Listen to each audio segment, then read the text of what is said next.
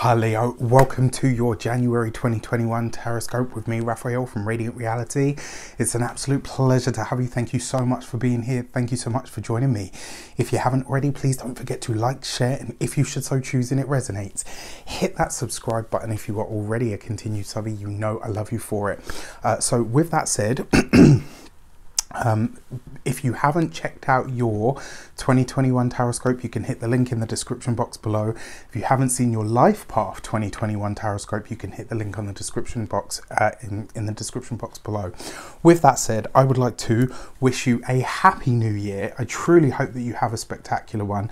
Let's see how it starts. Before we start, I would like to bless all of my decks of cards with all forms of love, light, peace, prosperity and abundance, and I pray that the messages that come through are ultimately clear and concise and they help you on your path, or should I say us on our path to our highest vibrational good.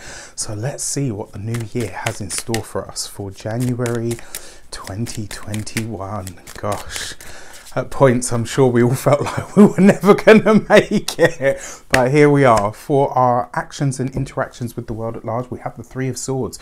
This month, this is about you being presented with an opportunity to release something, to let something go. And in a lot of ways, remember your actions and interactions with the world at large. This is about what you do. It's about what you initiate. And your Three of Swords, this is literally about you making a conscious decision to let something go. Now, it might be something that you feel in the heart space. Remember, in the Rider-Waite deck, this is a heart, you know, pierced with three swords. And for me, that's kind of like, it represents your past, your present and your future. And I actually see that card as, or this card rather, I see it as the decision to let something go or have something removed from our lives. But because it's in our action sector, this is about what we do. It's about something that we're choosing to let go of. And if anything, that's actually a good thing. When you come into when you come into the new year, knowing what you're ready to release, it doesn't linger because you don't allow it to. That's the thing with that Three of Swords. Love it. For our money and materials, we have the Temperance card, right? So this is about alchemizing all of our money making potential. And it kind of feels like as well, this month may very well present you with either an opportunity to get ahead that you literally don't see coming, or it may very well be all of the rewards, or certainly some of the rewards for all of the hard work that you've put in now start to make themselves known. When it comes to literally your finances, this could see you starting to think a lot bigger, and it could see you starting to really, in a lot of ways, it could see you starting to heal your finances and also your physical body. Remember, your money and materials is your physical body as well. And this is about your healing journey for a very select few of you. You've got, look at this, the Three of Swords coupled with the Temperance card. That could literally be the process of an operation. It could be you having something removed from the physical body. You know, it could, yeah, there's as many things as I can mention. For some of you, a select few of you, this might even be that you decide to have something cosmetic done.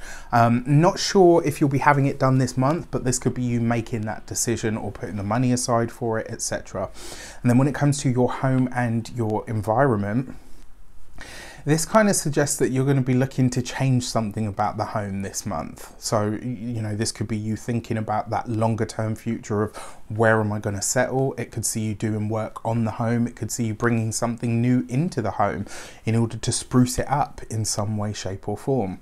For your communications and conversations, you have the Moon card. So this is coupled with the Temperance card, right? So I will say this to you, Leo, if you find that communication appears to be the same as it was last year, just consider that January and February may still have those lingering energies of 2020, which means, and I'm going to say this, it looks like this month you're going to have to address something verbally. So this might be you setting a boundary of some sort. It may be you addressing something from the past that comes up to be healed. If you, I mean, this would be a really great time to do something like counseling or maybe seeing a therapist of some sort.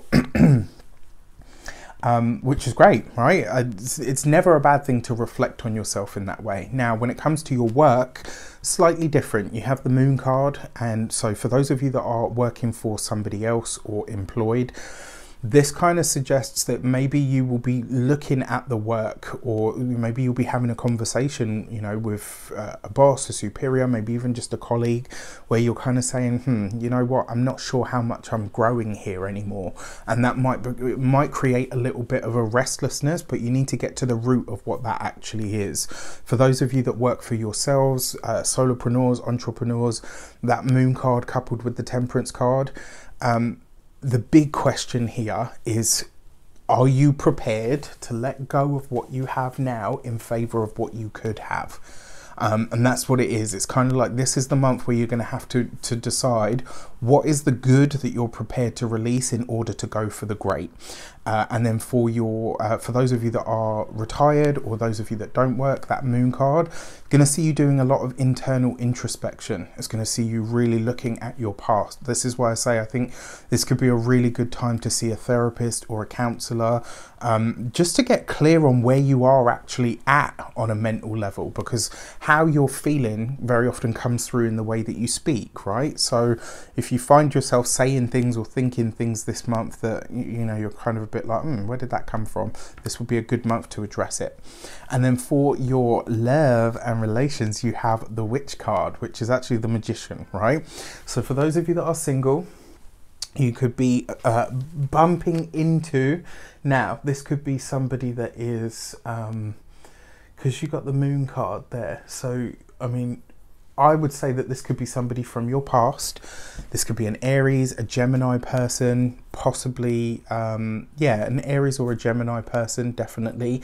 But it could also be somebody that maybe somebody that you used to date, maybe somebody that you used to be connected to. Maybe it's your one that got away. There's definitely going to be some sort of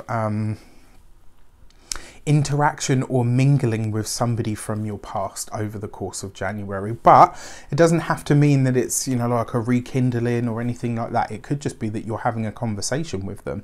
Now on the other side of this could be you meeting or connecting with a person that is in the limelight. This could be somebody that's very powerful, maybe somebody that is very successful in their own right. You know, anyone that shows up as the Magician tends to be like a mover and a shaker, or somebody at the height of their game. And for those of you that are partnered or in relationships, this is about you guys really figuring, what do we want? Not in relation to how we're seen, how we're viewed, what our status is, or anything like that. This is going to see you guys being very self-focused on just your relationship, which I think is great. For our weeks of the month, we have the Empress coupled with, so the Empress is number 3 as well, and you've got this right underneath the 3 of Swords. Now 2 3s in the tarot literally represents a calming influence, so this is nice, right? You could be feeling that. And it's interesting as well, because the Empress tends to bring that sort of easy energy where we just enjoy being, right? Not being anything, just being in general. And so you could be really clear about this. So whatever you're choosing to remove or release or let go of in this first week of the month, to the outside world, it might be like, okay, maybe they're having a bit of a moment, but it won't be, because you're going to have this almost like a steely calm on the inside where you're just like, no, I'm okay. I know what I'm doing. I know what I'm releasing, and that's good with me. For your second week of the month, you've got the High Priestess card. This is a very spiritual week for you, and it's also a week for you to really pay attention to your intuition, to your psychic awareness and ability. It could be where those things spike or peak for you in some regard. In a lot of ways as well, this could be some sort of profound spiritual healing that takes place.